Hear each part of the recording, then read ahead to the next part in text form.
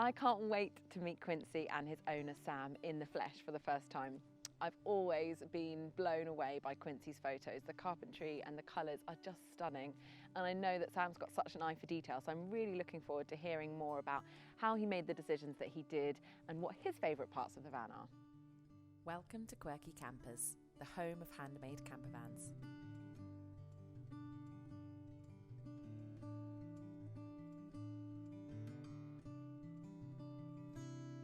Here it is in all its glory. So beautiful. I've been staring at photos for a very long time and I'm looking forward to getting a proper up-close look. Why did you decide to do a van conversion in the first place? Really, I love building things. I just wanted to build something that I've got complete creative control over. I really wanted it to feel spacious. I didn't want it to feel claustrophobic at all. So yeah, it's important for me to have the feeling of space. One of the things that is most striking to me about Quincy is just the stunning carpentry. So this is not the first time that you've made things with wood, right?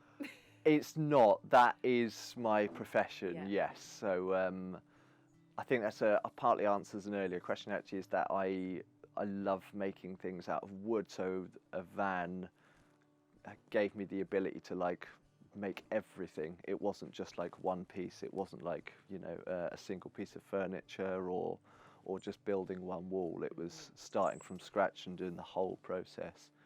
And then the finishing carpentry is the thing that I really enjoy, and the attention to detail. And so how did you go about planning the whole layout? I knew that I wanted to have a really good seating area. So at the back I wanted to be able to sit opposite people and eat over a dining table, which is why I decided not to go for a permanent bed. Did you have detailed drawings? Did you do a 3D design? What did you work from?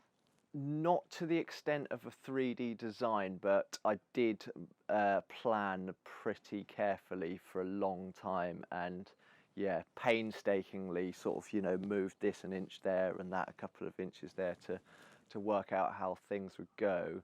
However, naturally, I'm sure everyone knows who's built a van before, nothing ever goes according to the plan, so you have to adapt and be like, okay, well, this doesn't fit here anymore, so it has a knock-on effect on almost everything. I was hell-bent on having a wood burner. However, I actually decided against it in the end because I invested well in a heater and it works beautifully, so I just thought I'd save the weight and the time of installation. Was there anything that you did differently in order to keep the weight low? Mainly keeping track of it as I went, yes.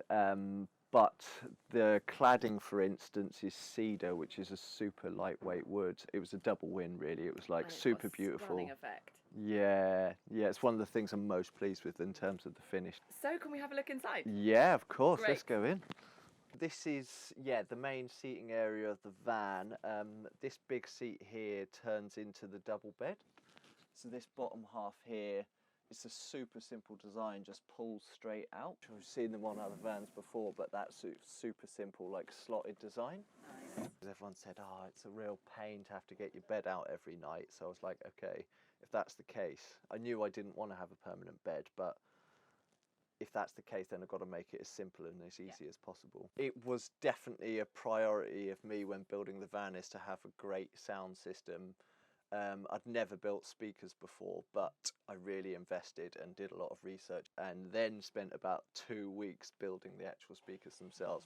But yeah, they sound brilliant, so really pleased with them. For me, the thing that I really wanted to achieve is contrast. I really love contrast in design. So it kind of started from the timber first. So I knew that I wanted to use ash, which is what most of the trim is, because it's a really beautiful hardwood, so it's hard wearing, but it doesn't weigh loads. And then because ash is quite light in colour naturally, I wanted to choose a dark coloured paint, which is why I landed with this blue. Also contrasts really well with brass as well, and most of the fixtures are brass. Most flattering compliment I've had about the van is, this is nicer than my kitchen at home. And I think that's the charm of building a van, is that building a kitchen in a house is probably, it could be tens of thousands of pounds for the kitchen alone in one room, Whereas if you spend £10,000 in a van, you can make something incredibly beautiful. I actually spent a huge amount of time trying to think about ways that I could transport actual wine glasses in a van. It suddenly came to me, I knew that I wanted to use wine corks because it just seemed apt, and they're obviously the perfect cushion to stop glasses rattling around.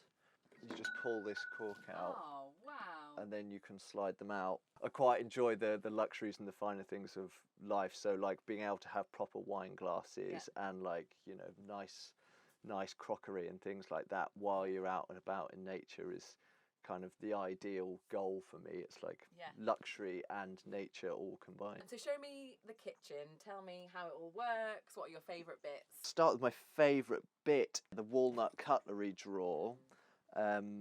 And yeah, nice soft closing hinges, which is again like bringing the luxury of like a home kitchen into a van. I think something that I was particularly pleased with was the handles, because I don't think there'll be any handles that are quite like that in another van because I made them myself. It was one of the things at sort of the end of the build that I was like, I'm not gonna just do something basic and boring at this stage, so I did carve every handle again out of an offcut of the ash worktop. This is where all of the cooking and crockery equipment is.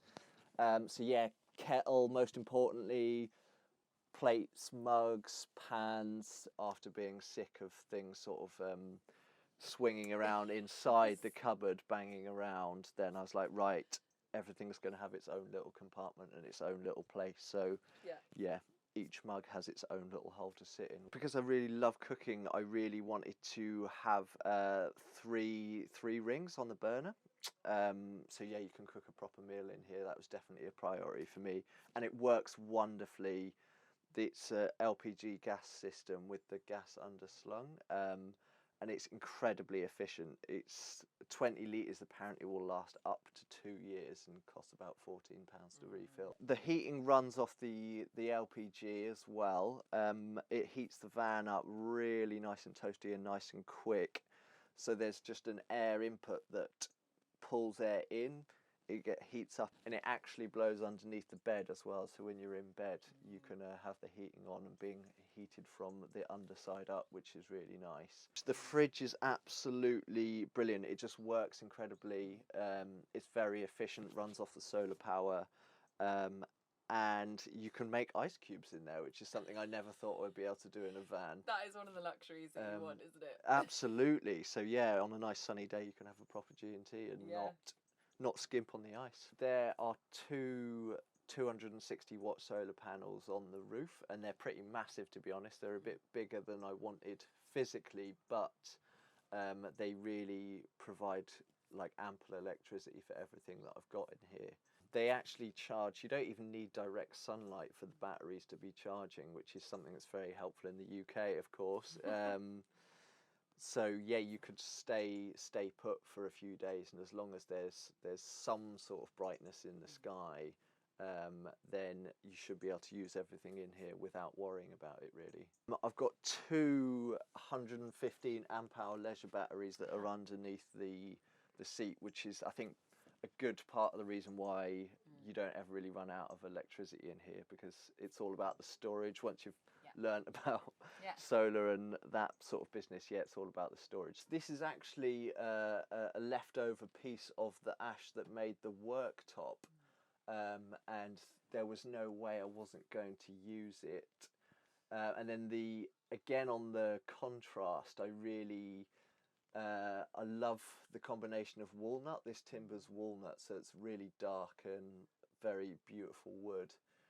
So yeah, I really wanted to try and create some sort of innovative shelf bracket that had a contrast.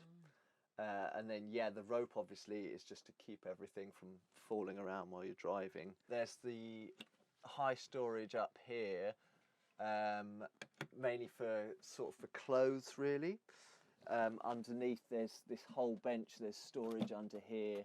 Nice. And you can access that from this end and also the back end. And then again under this bench there's full storage there.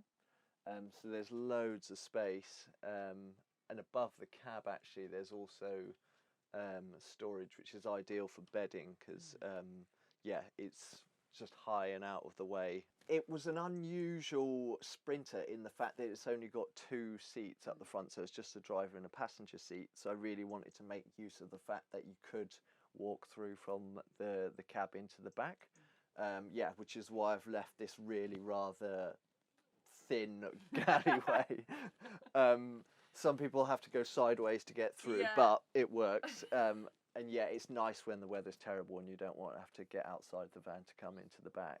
Cook and listen to music and drink wine, that is my favourite thing to do in With here. a view like this out the back. Ideally a view like this, yeah, absolutely. You could hire this van for your very own adventure. Click the link to find out more. Looking to build your own campervan? You should check out our brand new ebook, Building a Campervan. As well as technical advice on things like carpentry, gas and electrics, it also includes dozens of layout ideas and advice on things like choosing your base vehicle or what to do if you'd like to rent your campervan out. Click the link to find out more.